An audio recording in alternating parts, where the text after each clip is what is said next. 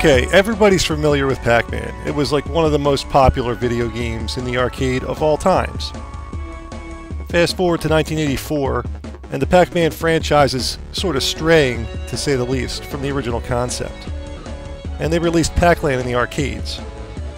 Fast forward 5 more years to 1989, and for some reason, someone thought it was a good idea to port the Pac-Land arcade game to the TurboGrafx 16.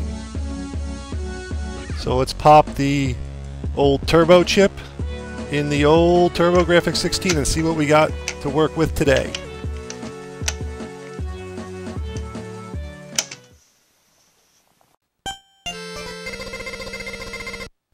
Alright, I'd like to start off by saying that when I first put this game in and heard that intro sound, I thought the game was broken.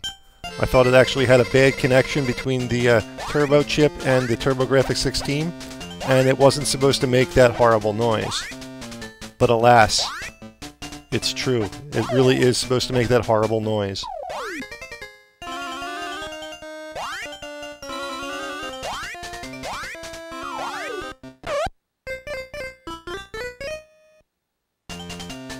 So if you've never seen Pac-Land before in the arcades and never played the home console versions of the game, you might be thinking, what the f*** am I looking at? This does not look like Pac-Man.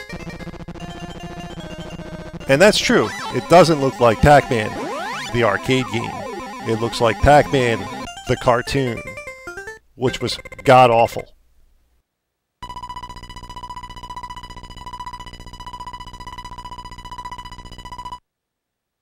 Now, I'm not sure if Pac-Man, the animated series, actually made it out of the United States.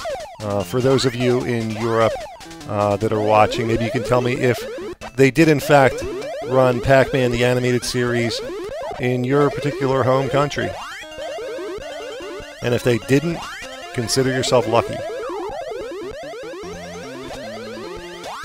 Alright, so let me get the actual game review out of the way before I talk any more trash about this thing. The controls are god-awful. It has the most bizarre controller scheme I've ever seen in my life. On the TurboGrafx 16 controller, you have 2 thumb buttons on the right side, a 1 and 2 button, and on the left side you have a D-pad. The default configuration for this game is to hold down the button furthest to the right, the round thumb button, to run right. And to run left, you hold down the button next to it, the thumb button right directly to the left. And the D-pad, regardless of what direction you push, jumps Pac-Man.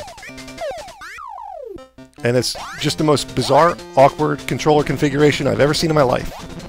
Now, there is an option to actually change the configuration so the D-pad controls your running and the 1 and 2 buttons control jumping.